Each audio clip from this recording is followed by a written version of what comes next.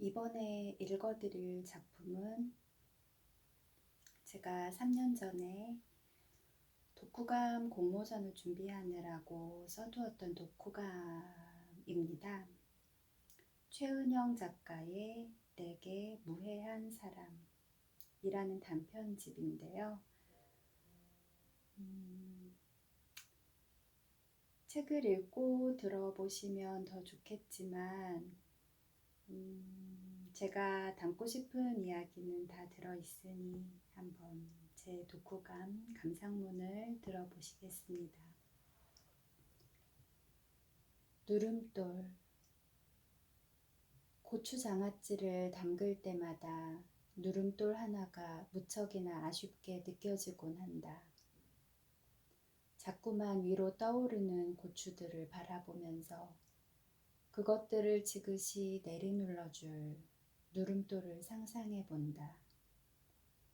기억의 세계에도 누름돌은 존재한다. 결코 떠오르지 않고 깊숙이 저 아래에 머물러 있어주길 바라게 되는 기억들. 그런 기억들 때문에 우리는 모두 누름돌 하나씩을 가지고 살아간다. 그리고 가끔씩은 누름돌 주변으로 떠오르는 고추들처럼 수면 위로 떠오른 기억들과 마주치곤 한다. 그럴 때면 당황하여 허둥지둥 누름돌을 들어올려 함부로 여기저기 찍어 누르며 떠오른 기억을 가라앉히려고 애쓴다. 보여지려는 기억과 보지 않으려는 나, 둘의 힘겨운 싸움.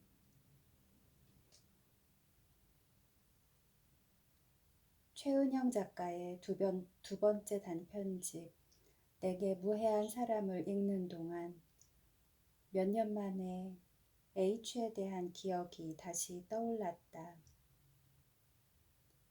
그리고 책을 다 읽고 난 후 이제야 비로소 나는 H에 대한 기억에 더 이상 누름돌이 필요하지 않음을 깨닫게 되었다. 그렇게 이 책은 기억의 상처들을 치유로 이끌어 주었다.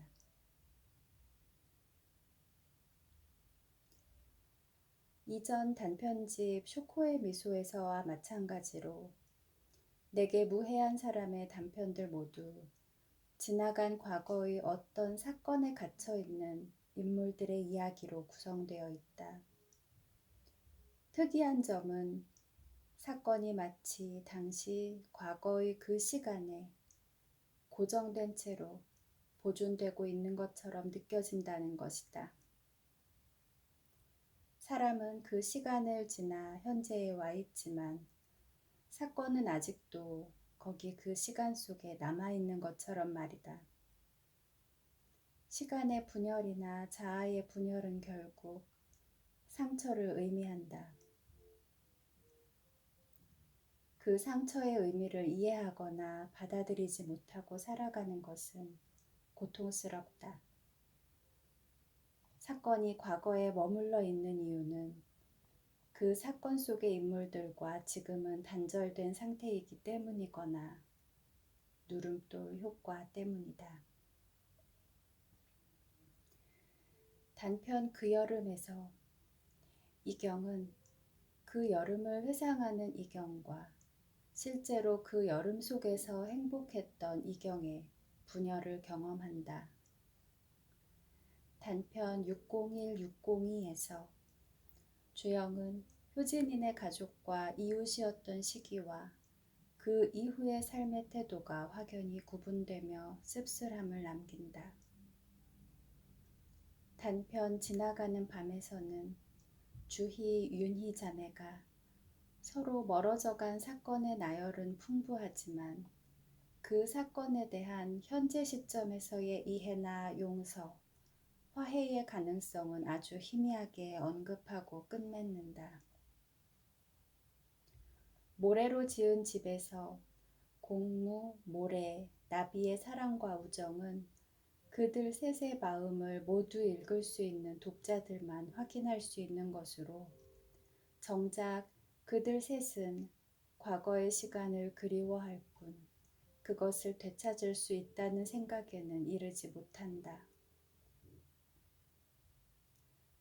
단편 고백에서는 신과 인간, 인간과 인간의 관계를 끌어들여 과거에 묶여있는 시간을 풀어내고 구원을 얻으려는 적극적인 시도가 나타나 반가웠다.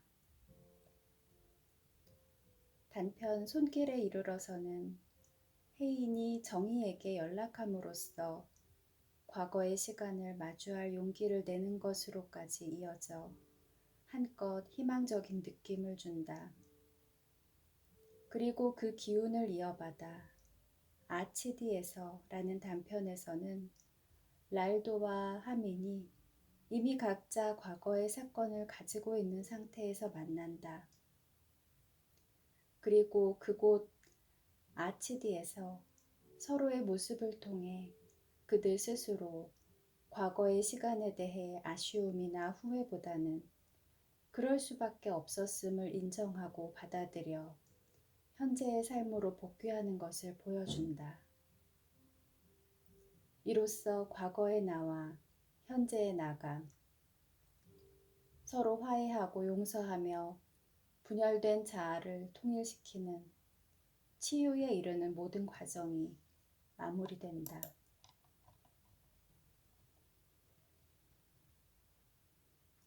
H는 군입대 후 몇 번째 휴가인지는 모르겠지만 휴가를 나와 스스로 목숨을 끊었다.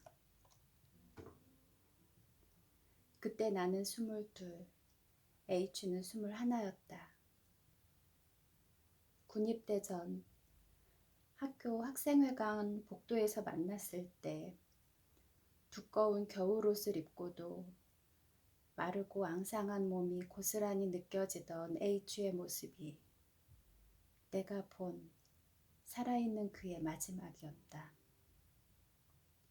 한 학번 아래 후배였고 누나가 있는 아이에게서만 배어나는 친근한 태도로 늘 다정했다. 저가 나고 자란 고장에 시장이 되고 싶다는 그의 꿈을 비웃었고 데모쟁이가 되라고 잔뜩 부추겨 놓았고 정작 나는 학생회 활동을 그만두어 버렸다. 곧 군대 가요 하며 웃는 얼굴로 인사하는 그에게 잘 다녀오라고, 몸 건강하라고 그런 간단한 인사말조차 건네지 못했다. 무엇보다도 비쩍 말라 꼬챙이 같던 그에게 따뜻한 밥 한 끼 사주지 못했다. 그에게 세상을 보는 바른 눈 따위 들먹이며 잘난 채 떠들어댔던 내 모든 말들이 부끄럽고 후회스러웠으며 나의 그 모든 말들이 그의 죽음에 일조했다는 생각에 두려웠다. 그 두려움과 죄책감 때문에 나는 H에 대한 기억을 누름돌로 오랫동안 가라앉혀 두었다.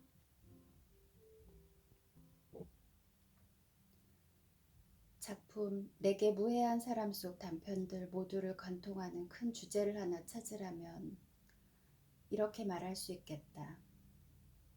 과거의 그 시간들을 두려워하지 말고 마주하기. 이해하거나 용서할 수 없었던 지나간 시간들, 그래서 상처와 부끄러움으로 기억되는 그 시간들을 말이다. 여전히 알 수 없음인 채로 나의 일부와 함께 과거의 시간에 묶여있는 사건들을 누름돌을 치우고 떠오르게 하여 지켜보는 일. 게다가 강하게 밀어붙이는 권위적인 목소리가 아니라 다정하게 속삭이듯 은근하고 다정한 목소리로 들려준다. 그리고 이런 말도 덧붙인다. 단지 우리가 너무 어리고 어리석어서 실수하거나 상처 주었거나 얼렁뚱땅 대처할 수밖에 없었던 것뿐이라고. 이경과 수희의 갈등은 고작 20대 초반에 감당해야 했던 일이며 주영이가 효진을 둘러싼 부당한 폭력을 목격했을 때는 초등학생이었다. 주희, 윤희 자매는 미성년의 소녀 가장들이었으며 공무, 모래, 나비의 시간들은 10대 후반에서 20대 초반에 이르는 기간, 미주의 삶을 지배하는 진이의 죽음 역시 10대 후반, 혜인의 정의에 대한 기억 역시 초등학생 시절, 랄도와 하민이 단절시키고자 애쓰는 시기도 20대 초반의 시간들이다. 우리 모두는 이들처럼 그런 시간들을 갖고 있다. 피해자인 척 했지만 사실은 가해자가 없었다. 누구의 잘못도 아니었다. 그저 모두가 어리고 어리석은 시간을 지나고 있었을 뿐이다. 아무도 알려주거나 예고하지 않았던 시간들. 아니, 그 누구도 알려줄 수 없고 설명도 불가능한 시간들. 각자의 방식으로 뚫고 나와야 하는 짙은 안개 속 같은 시간들.